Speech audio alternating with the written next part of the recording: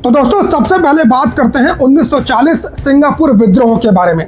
जैसा कि आप सभी लोग जानते हैं कि 1940 द्वितीय विश्व युद्ध का दौर था और उस समय भारत के ऊपर ब्रिटिश का शासन हुआ करता था और ब्रिटिश सेना के अंदर भारतीय सैनिक भी थे और इन भारतीय सैनिक में आयर कंपनी भी ब्रिटिश सेना के अंदर तैनात थी। तो 1940 में ब्रिटिश और जापान का युद्ध चल रहा था। भारतीय ब्रिटिश सेना को जो ब्रिटिश हुकूमत थी इसने दक्षिण पूर्व एशिया में जापान के आक्रमण को रोकने के लिए सिंगापुर मोर्चे पर खड़ा कर दिया था। लेकिन मई 1940 के अंदर भारतीय ब्रिटिश सेना की जो अहिर कंपनी थी उसने बगावत कर दिया था और इसे ही सिंगापुर विद्रोह के नाम से जाना जाता है। अब जान लीजिए कि बगावत हुई क्यों थी। दरअसल अहिर कंपनी का कमीशन ऑफिसर जहीर नाम का एक अधिकारी था।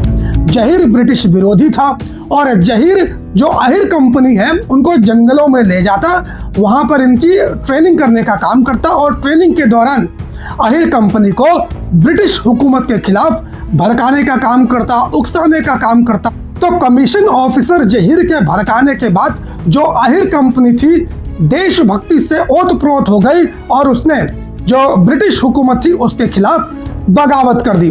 बाद में जब ब्रिटिश हुकूमत को इस बात का पता चला तो उन्होंने जहीर को कमीशन ऑफिसर के पद से हटा दिया। इसके बाद नए कमीशन ऑफिसर की नियुक्ति की गई, लेकिन नए कमीशन ऑफिसर के साथ जो अहिर कंपनी है उसका सामंजस्य स्थापित नहीं हो पाया और ये जो सिंगापुर विद्रोह था यह अहिर कंपनी के बगावत के रूप में इतिहास के पन्नों में दर्ज हुआ। जनरल थिमैया इसी घटना का जिक्र करते हुए अपनी किताब में बताते हैं कि अहिर कंपनी के साथ, अहिर सैनिकों के साथ उनके अच्छे खासे संबंध थे।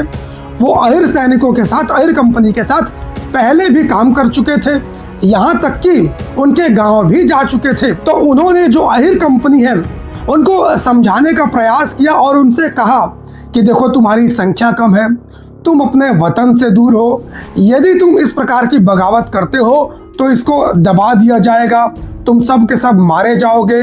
और उन्होंने जो अहिर कंपनी है उससे एक भावनात्मक अपील की और इस बगावत को खत्म करने का आग्रह किया।